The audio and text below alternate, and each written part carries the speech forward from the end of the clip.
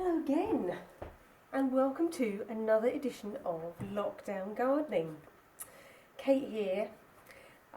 So my brain's been going into overdrive trying to think of how we deal with the whole compost situation, because you have to have a growing medium, otherwise you're not going to get very far. And it occurred to me that you could make some compost, but it's going to take so long, and the way to speed that up is A, temperature, higher temperatures obviously, and B, getting lots of oxygen in. Now the way people make bulk compost very quickly is with a compost tumbler, which is a rotating drum that you can roll around to get lots of aeration in there. And they say that if you do that, you can make compost within 6 weeks.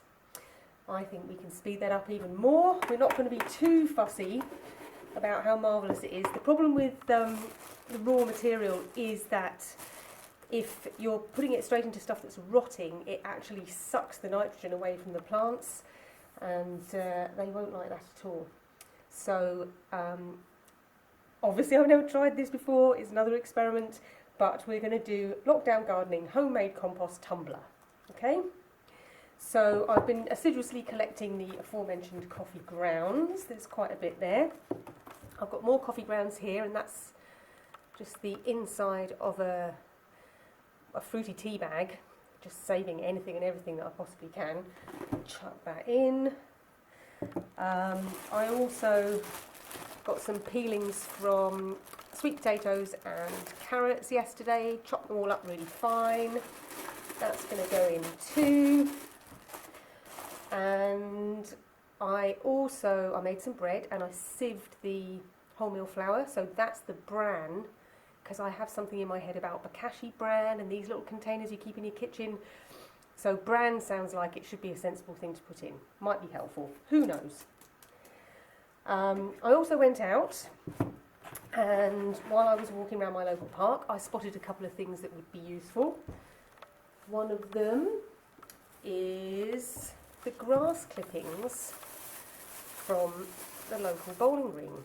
Now they'd left these in a pile outside the bowling green, and they've actually dried out quite a bit. So these have, I think that could be quite nice, and it's so fine and delicate.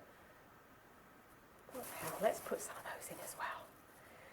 So this kind of stuff is very, very nitrogen heavy, and it will go particularly slimy unless we can balance it out with something that's carbon heavy. And the kind of antimatter to grass clippings is cardboard. Shred it up fairly small. This is a bit of a pain. This is a job for kids. Here's this bit of cardboard. Tear that up into little bits for me. Nice little job, as my mum used to say. I knew when she said that it would be a terrible job. But shred that up into small bits and chuck it all in. What was the other thing I found? I did find some rotting leaves. There's the logo, product placement there, Dundee City Council. This looks like the kind of place that you might be able to scrounge up some free compost. Grey squirrel. Curse you. We've got a really good population of red squirrels in Dundee, and there is an active project to try and eradicate the greys, but it's clearly not working at the moment because there's one just skittering up that tree. Okay, so yes, free compost without having to go into B&Q and mingle with all those other people that we don't want to see anymore. But here is all this beautiful leaf mould. These piles look very promising indeed. I think if we have a bit of a delve into this, we can find something usable. So the stuff on the top is obviously dry leaves, but if you go down into the pile, you'll get, there's still this year's leaves, or last year's leaves. So you do want them to be a bit more rotted than that. Let's see what else we can do. Last time I had a little delve about in these leaves. I found the most beautiful little toad hibernating in there. I would like to find one again. Nothing there. And it's not even particularly well rotted.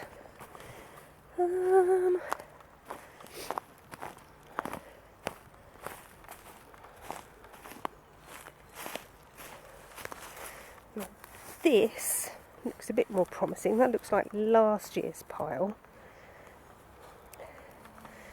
Okay, you know what? Let's take a bit of that. Just for fun. Sorry, that's probably not the nicest camera angle. And being an ex-ranger, I use dog bags for everything. So, let's just have a bit of a... Oh, it smells absolutely gorgeous. It just smells like life waiting to happen. That is magnificent.